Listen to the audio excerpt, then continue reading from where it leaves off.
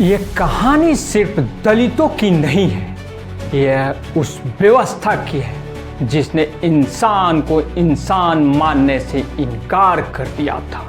जहां चप्पल पहनना, मंदिर में जाना, पानी पीना तक एक जाति विशेष के लिए गुनाह था। जहां सदियों से एक परंपरा चली आ रही थी अपमान की, शोषण की और स्वर्ण दंभ की। लेकिन फिर आया एक बागी नेता जो खुद भी पिछड़े समाज से था, मगर दिल से पूरे समाज के लिए सोचता था। नाम था लालू प्रसाद यादव। उसने सिर्फ कुर्सी नहीं संभाली, बल्कि हजारों साल की गुलामी की जंजीरों को तोड़ने की ठानी। उसने कहा, अब दलित चप्पल पहनेगा, मंदिर भी जाएगा और सड़क पर सिर झुका कर नहीं, सीना तान कर चलेगा। लालू यादव सिर्फ एक मुख्यमंत्री नहीं थे, वे सामाजिक न्याय के जमीनी क्रांति के सूत्रधार थे। जब अफसरशाही स्वर्णों की गुलामी थी, तब लालू ने आदेश दिया, दलित की शिकायत पर तुरंत FIR हो, वरना अफसर बर्खास्त होगा। जब गांव-गांव में दलित बच्चे को स्कूल के बाहर बैठाया जाता था, तब लालू ने कहा, अब वे आगे बैठेंगे और अफसर भी बनेंगे। जब मंदिरों में दलितों को रोका जाता था, तब लालू ने कहा, अब मंदिर सबका है, भगवान भी सबका है। मंडल आयोग लागू कर लालू ने पिछड़ों और दलितों को सत्ता में भागीदारी दी, जिससे सदियों का संतुलन पहली बार बदला। जिन्होंने कभी जातिवाद शासन को धर्म समझा, उन्हीं के लिए लालू जंगल राज बन गया। लेकिन सच्चाई ये थी कि वो जंगल साफ हो रहा था। इंसान को इंसान माना जाने लगा। पहली बार दलितों की आवाज सत्ता की गलियारों में गूंजने लगी। यह सिर्फ लालू यादव की कहानी नहीं, सामाजिक क्रांति का इतिहास है। तो आइए आज हम उस नेता को याद करें जिसने सिर्फ सत्ता नहीं संभाली, बल्कि सदियों की टूटी रीढ़ के हड्डी वाले समाज को सीधा खड़ा कर दिया। आज मैं एक ऐसी सच्ची कहानी लेकर आया हूं जो आपको विचलित कर सकती है, गुस्सा दिला सकती है और सोचने पर मजबूर कर सकती है।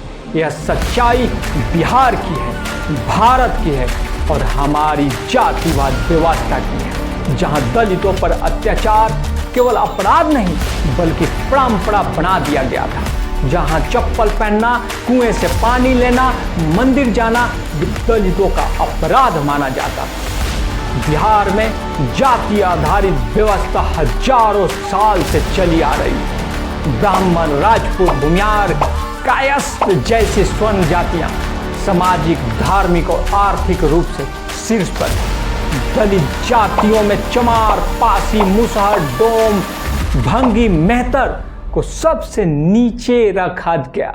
जाति व्यवस्था का मतलब सिर्फ ऊंच नीच नहीं था, बल्कि सत्ता, सम्मान और मानवता की लूट थी। दलित जातियां चमार जूता बनाने का काम, चमड़ा पकाना, डोम शमशान में जलाने का कार्य, पासी मजदूरी, शराब निकालना, मुसहर खेती मजदूरी, जंगल कंदमूल खाने वाला, भंगी मेहतर सफाई और मैला उठाने का कार्य, धोबी कहार जैसे जातियों भी सामाजिक भेदभाव को झेलते रहे। इन जातियों पर किस प्रकार अत्याचार होते थे, इस प्रथा और दलित उत्पीड़न पर लिखी गई महत्वपूर्ण किताबें चीख चीख कर गरजती हैं। कितना असहनीय दर्द दिया वे जातिवाद स्वर्णों ने। अछूत मोहनदास करमचंद गांधी की यह किताब है, महात्मा गांधी की आत्मकथा इसमें दर्शाई गई है और अस्पृश्य के खिलाफ उनके अनुभव और दृष्टिकोण को दर्शाता है। जाति का विनाश डॉक्टर भीमराव अंबेडकर द्वारा जाति प्रथा और दलितों पर होने वाले अत्याचार पर सबसे महत्वपूर्ण दस्तावेज के रूप में करी। जूठन ओम प्रकाश वाल्मीकि द्वारा लिखी गई दलित आत्मकथा, जिसमें लेखक ने बचपन में चप्पल उतारने और जातिगत अपमान का अनुभव बताया। The untouchable doctor Bhimrao Ambedkar द्वारा लिखी गई दलितों के इतिहास, स्थिति और अस्पृश्य की उत्पत्ति को समझाने वाली महत्वपूर्ण किताब। इन्हीं किताबों और अपना